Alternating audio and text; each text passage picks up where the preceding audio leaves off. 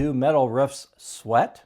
I'm Todd Miller with Isaiah Industries, and we're a manufacturer of metal roofing, and I am here with another metal roofing education and insight video for architects and contractors. So, can't begin to tell you how many times I've had people reference how metal roofs sweat. And my response is usually a little bit snarky. I say, well, they really don't sweat. They don't have sweat glands. It requires sweat glands to actually produce moisture, and that's what sweating is. But what can happen with a metal roof is it does transfer heat and cold fairly rapidly.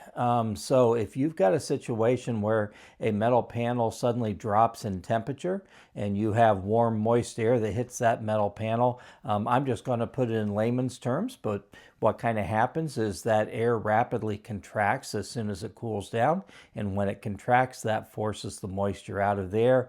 That moisture ends up being the condensation that you see, and this is kind of what happens on the outside of that glass of lemonade or iced tea or whatever your beverage is that you take outside on a warm day, and it immediately gets condensation drops on the outside of it. That's the warm, moist air condensing against the cold glass and forming condensation.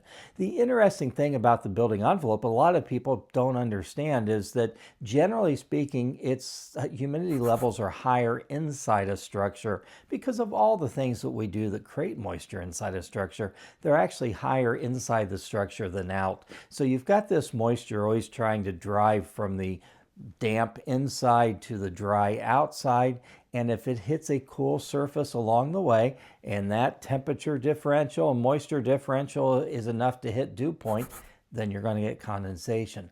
Metal panels can be a little bit more prone to that because of the way that they conduct cold fairly quickly. And so this really heightens the need potentially to make sure that you've got good ventilation, perhaps in a structure that has questionable ventilation. But it really heightens the importance to think about thermal dynamics on all of your buildings where you may be introducing metal to the exterior envelope. What has happened in that building in the past? Are there other things that might be changing that you need to think about also? For example, have new windows gone in, which is going to make a more airtight building, meaning more moisture ends up in the attic? I can talk a whole lot about this. You're welcome to contact me anytime. Todd Miller, metal roofing expert on LinkedIn, or drop me an email at todd.miller@isaiahindustries.com. Thanks so much.